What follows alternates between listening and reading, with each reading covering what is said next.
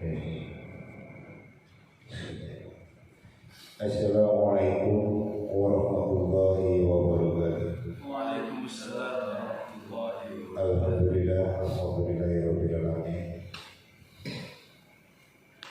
Dan kita sama-sama bersyukur kepada Allah Subhanahu wa taala bahwa dengan segala kekuasaannya, alhamdulillah sampai saat ini kita masih diberikan nikmat iman, nikmat Islam, dan nikmat sehat walafiat sehingga bisa melaksanakan yang pertama adalah salat subuh berjamaah di sholat Iqra, dan yang kedua khususnya saya bisa insya Allah akan membacakan surat Al-Imran ayat ke-77. أعوذ بالله من الشيطان الرجيم بسم الله الرحمن الرحيم إن الذين يشترون بعهد الله وأيمانهم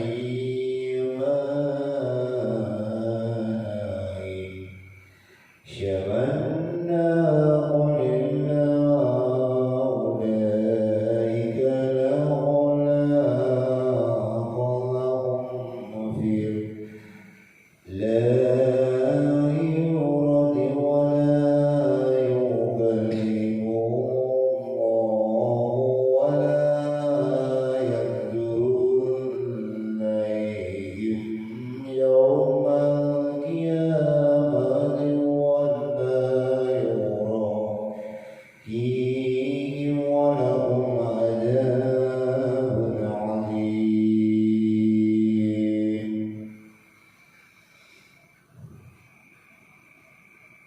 Subhanallahu adzim. Sesungguhnya orang-orang yang menukar janjinya dengan Allah dan sumpah-sumpah mereka dengan harga yang sedikit, mereka itu tidak mendapat bagian atau pahala di akhirat, dan Allah tidak akan berkata-kata dengan mereka dan tidak akan melihat kepada mereka pada hari kiamat, dan tidak pula akan mensucikan mereka. Bagi mereka azab yang pedih. Maha benar Allah dengan segala firman-Nya. Allah berfirman, sesungguhnya orang-orang yang menukar janji mereka kepada Allah untuk mengikuti Nabi Muhammad SAW, menyebutkan sifatnya kepada manusia dan menjelaskan ihwannya, serta menukar sumpah-sumpah dusta mereka yang keji dengan harga yang tidak sedikit dan murah, yaitu berupa kesenangan duniawi yang fana ini. Maka mereka itu tidak mendapat bagian atau pahala di akhirat.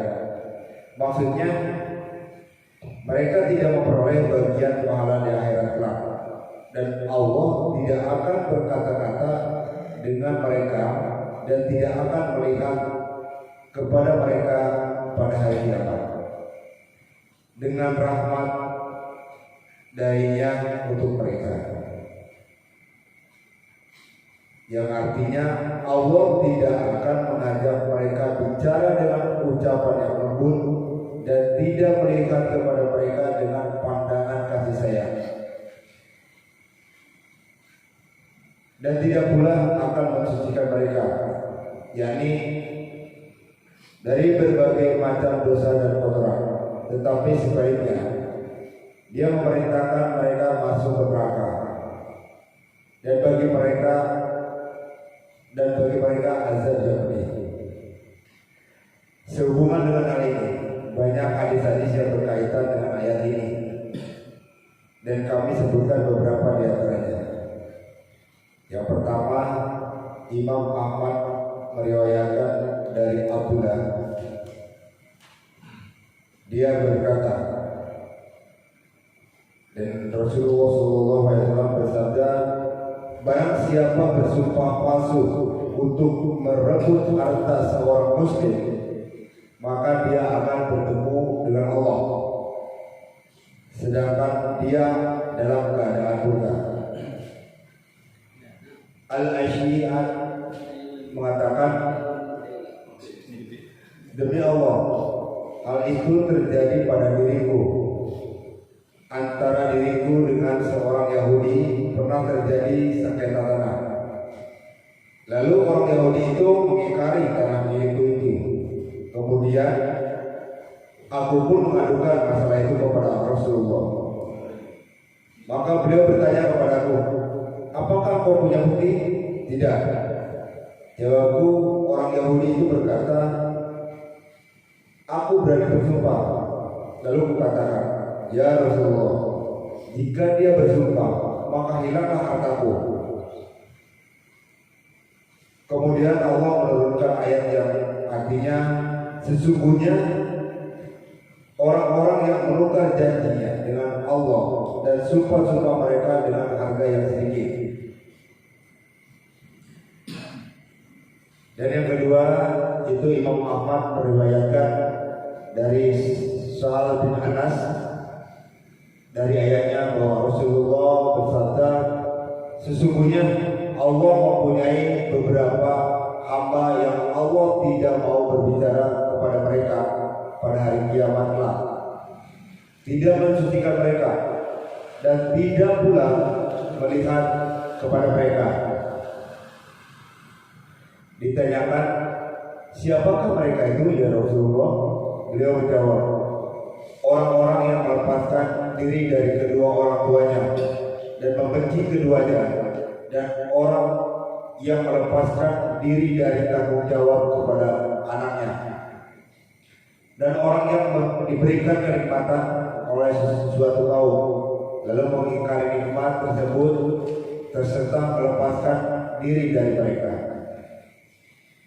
Yang ketiga, Imam Ahmad meriwayatkan dari Abu Hurairah bahwa Rasulullah bersabda, ada 3 golongan yang pada hari kiamat Allah tidak mengajak mereka berbicara, tidak melihat mereka, serta tidak pula mensucikan mereka, dan mereka akan memperoleh azab yang pedih, yaitu orang yang melarang ibnu sabil mendapatkan sisa air yang dimilikinya, orang yang bersumpah atas suatu barang setelah asar, yakni sumpah palsu, dan orang yang membaik seorang imam. Jika diberikan sesuatu kepadanya, dia akan mendukungnya. Akan tetapi jika tidak memberinya, maka dia tidak memberikan dukungan kepadanya. Ini diriwayatkan pula oleh Abu Dawud dan At-Tirmizi dari hadis Waqi At-Tirmizi mengatakan bahwa hadis ini hasan sahih. Demikian saya telah membacakan surat Al-Imran ayat ketiga, ayat ke-77. Selanjutnya saya akan membacakan hadis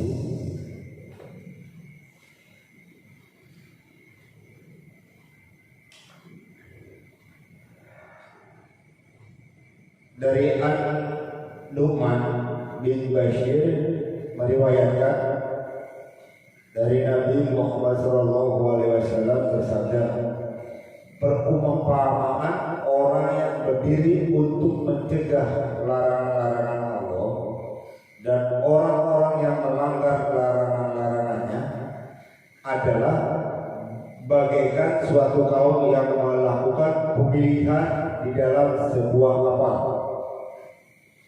sehingga sebagian dari mereka berada di bagian atas kapal, sedang sebagian lain berada di bagian bawah kapal.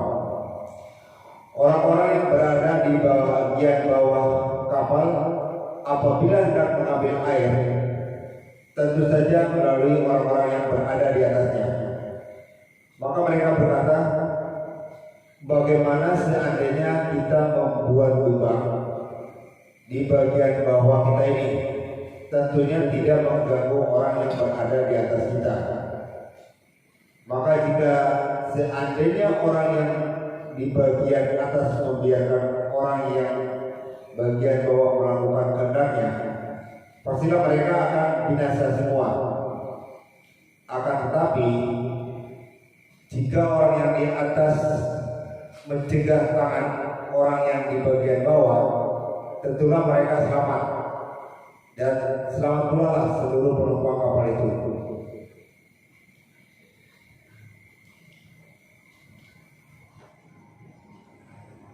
Penjelasannya, hadis ini menunjukkan bahwa sisaan orang-orang yang melakukan maksiat mereka dapat merata kepada semua orang apabila tidak ada yang melakukan amar ma'ruf nahi munkar. Sebagaimana firman Allah, wattaqu